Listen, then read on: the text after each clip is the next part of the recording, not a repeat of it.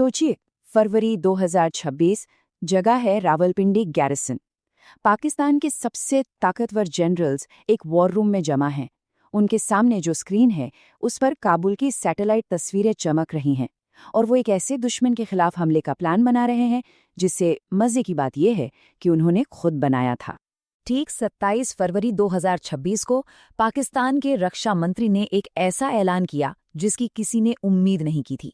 उन्होंने कहा, हमारा सब्र अब खत्म हो चुका है, अब ये एक खुली जंग है।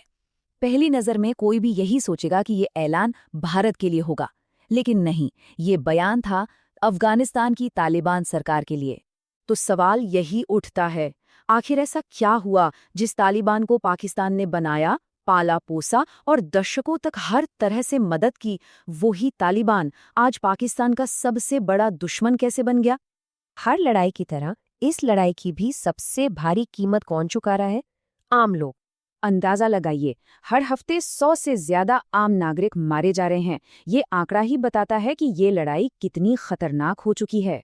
मतलब हर दिन करीब 15 लोग अपनी जान गंवा रहे हैं।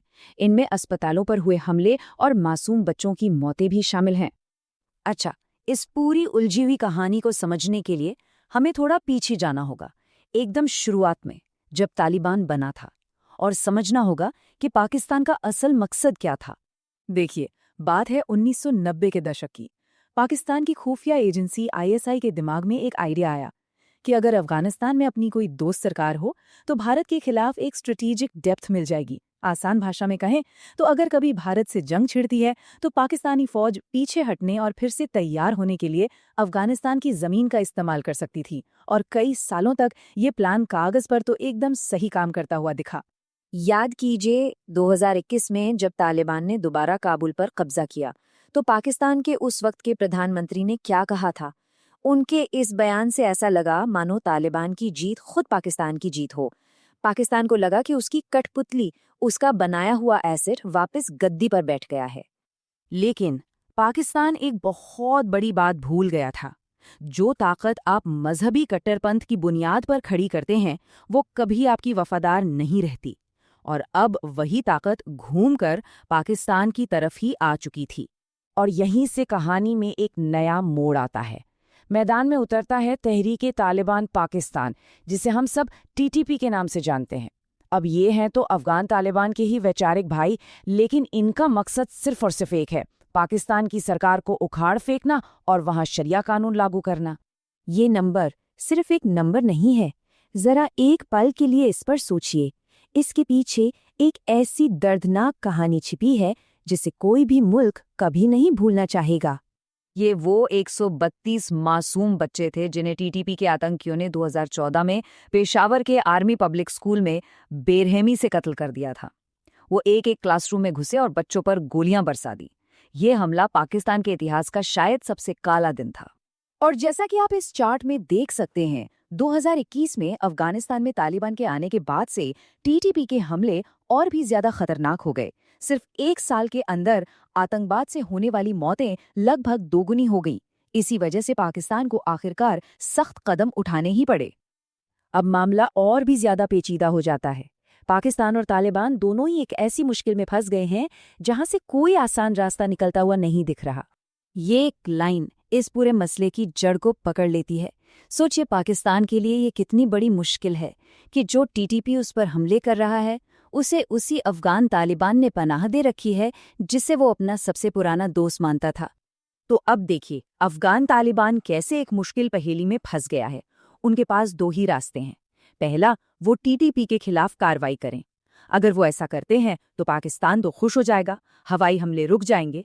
लेकिन खतरा ये है कि हजारों TTP लड़ाके भागकर उनके कट्टर दुश्मन ISIS के पास चले जाएंगे। मतलब तालिबान के लिए ही एक नया सिरदर्द। और दूसरा रास्ता कि वो TTP को पनाह देते रहें। इससे TTP के लड़ाके तो उनके साथ रहेंगे, पर फिर उन्हें एक न्यूक्लियर पावर यानी पाकिस्तान से सीधी जंग लड़नी पड़ेगी। मतलब इधर कुआं उधर खाई। वाकई एक बहुत ही गहरा संकट है ये। वैसे अगर आपको हमारा ये विश्लेषण पसंद आ रहा है तो हमारे काम को सपोर्ट करने के लिए लाइक बटन जरूर दबाएं। और फिर हमलों और जवाबी हमलों का एक ऐसा सिलसिला शुरू हुआ जो बहुत जल्द एक बड़ी जंग में बदल गया। और फिर तालिबान ने वो कर दिया जिसकी किसी को उम्मीद नहीं थी। उन्होंने बॉर्डर पर पाकिस्तान के खिलाफ बाकायदा एक मिलिट्री ऑपरेशन शुरू कर दिया। ये जो आंकड़ा आप देख रहे हैं, ये इस जंग की एक और खौफनाक हकीकत को दिखाता है। ये वो 400 से ज्यादा लोग हैं जो काबुल के उम्मेद एडिक्शन ट्रीटमेंट हॉस्पिटल पर हुए एक पाकिस्तानी हवाई हमले में मारे गए थे। पाकिस्तान का कहना था कि उन्होंने आतंकी ठिकानों को निशाना बनाया था, लेकिन वहां से जो तस्वीरें और वीडियो सामने आए वो एक अलग ही कहानी बता रहे थे। और अब ये कहानी घूमकर ठीक वहीं आ जाती है जहां से हमने शुरू किया था। ये दिखाती है कि पाकिस्तान की जो मूल रणनीति थी वो कैसे पूरी तरह से फेल हो चुकी है। ये एक तरह से खुद को बर्बाद करने का एक चक्र है जिसे पाकिस्तान ने खुद ही बनाया है। देखिए कैसे।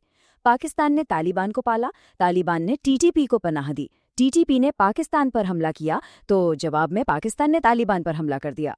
और अब पाकिस्तान अपनी ही लगाई हुई इस आग को बुझाने की कोशिश कर रहा है। और ये है इस कहानी की सबसे बड़ी विडंबना। जिस तालिबान को पाकिस्तान ने भारत के खिलाफ स्ट्रेटेजिक डेप्थ के लिए बनाया था, आज वही तालिबान भारत के साथ व्यापार और इंफ्रास्ट्रक्चर के सौदे कर रहा है और भारत को एक अहम पार्टनर मान रहा है। तो हम इस कहानी को इसी एक बड़े सवाल के साथ छोड़ते हैं कि क्या पाकिस्तान अपनी ही जलाई हुई इस आग को कभी बुझा पाएगा?